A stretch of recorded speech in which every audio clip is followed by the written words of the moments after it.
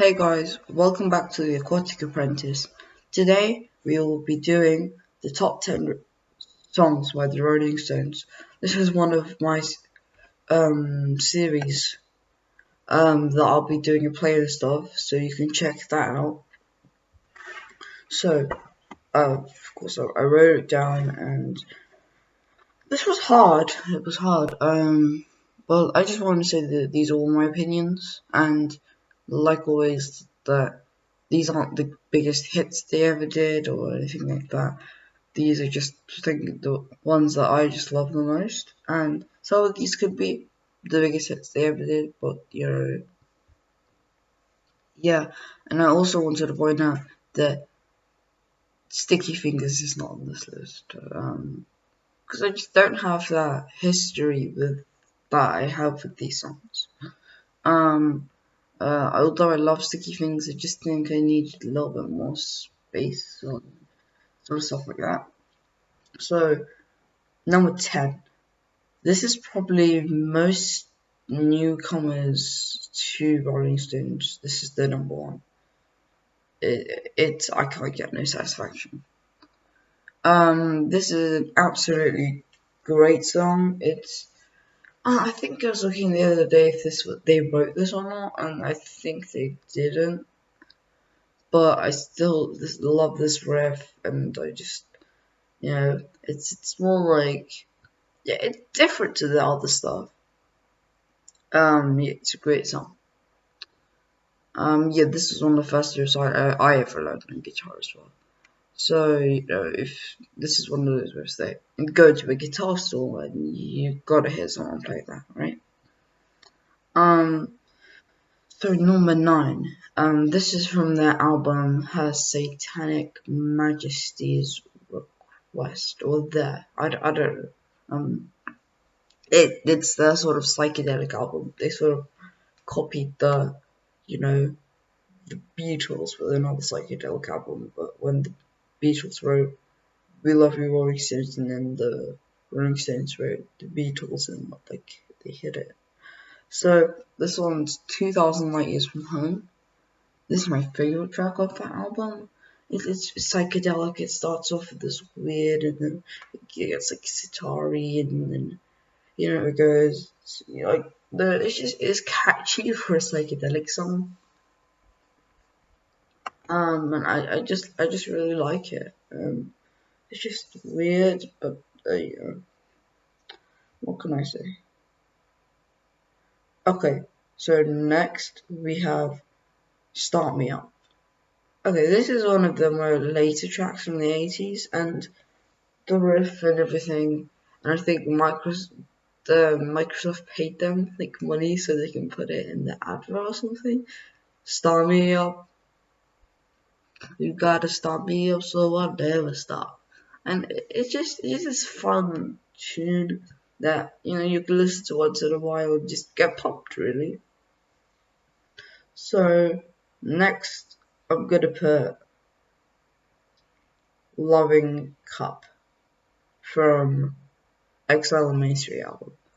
This is by far probably my favorite Rolling Stones album. It's probably a tie with Beggars Banquet.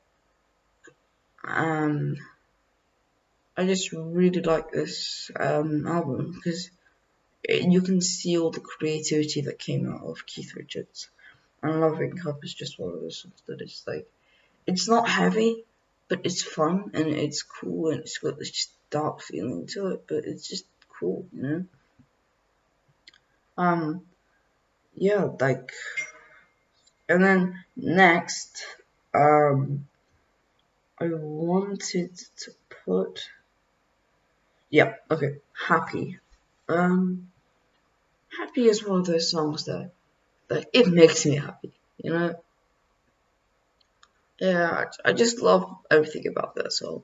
It's happy, and it's got one of those really underrated solos, and it's just one of those songs that Keith Richards takes on it, and I've got to say I didn't know he sang on it first, and then and then I realized he didn't. It just intrigued me more about that song. Um, so Next, we have got Stray Cat Blues coming at number, pretty sure, yeah, number,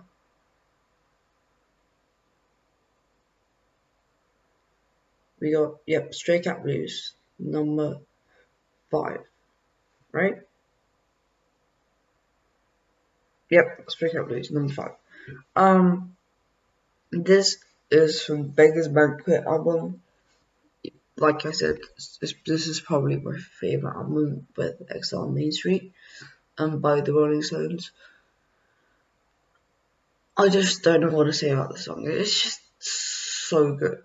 Like that opening riff, it's a really underrated riff, and it's just so catchy and so good and it's raw. It's raw. And some people say this is their acoustic album. I just don't get that. I really do. It's got some heavy stuff on it.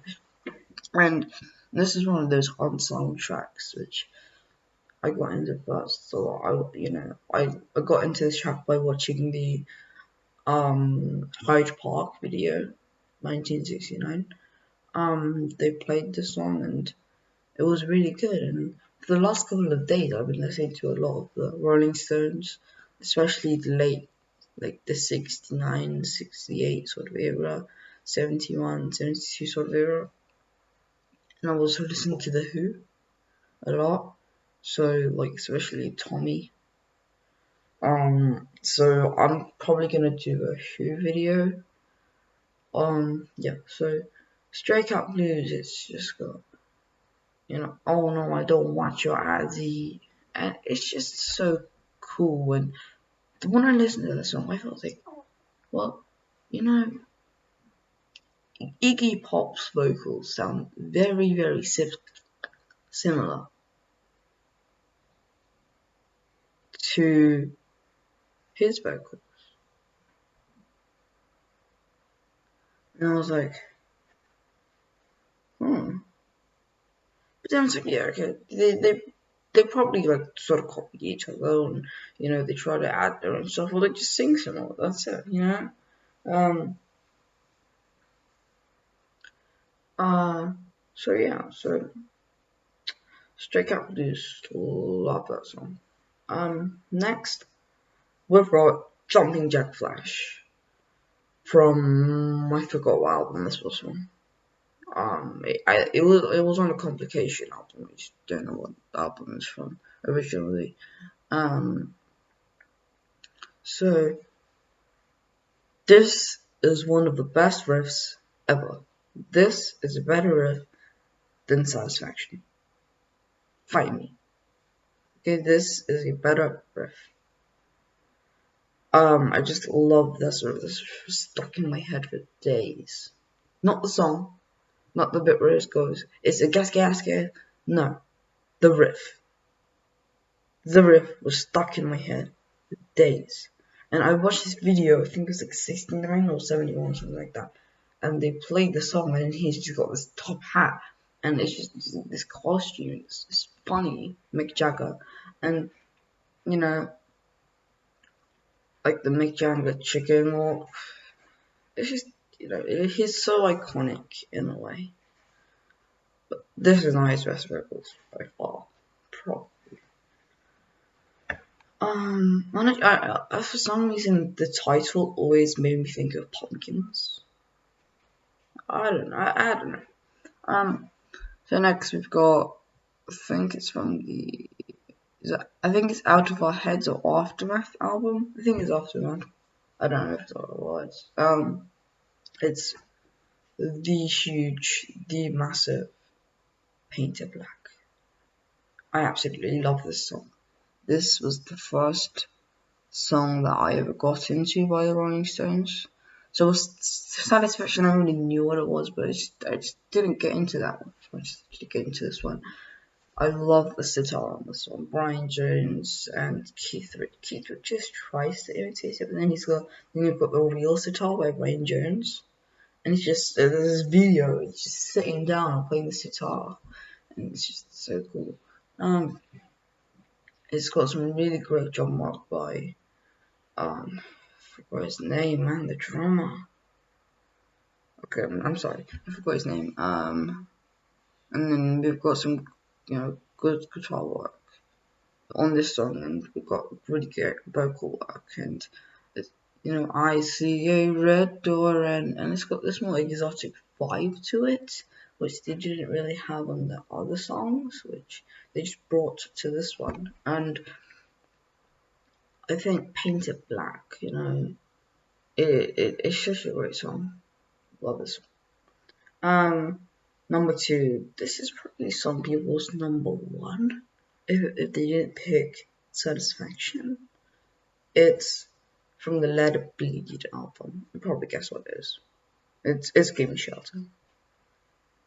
This is hands down probably one of the best songs ever, in my opinion. And okay, so I want to talk about the Let It Bleed album before I talk about the song. Not the Let It Bleed song, but like the Give Me Shelter song.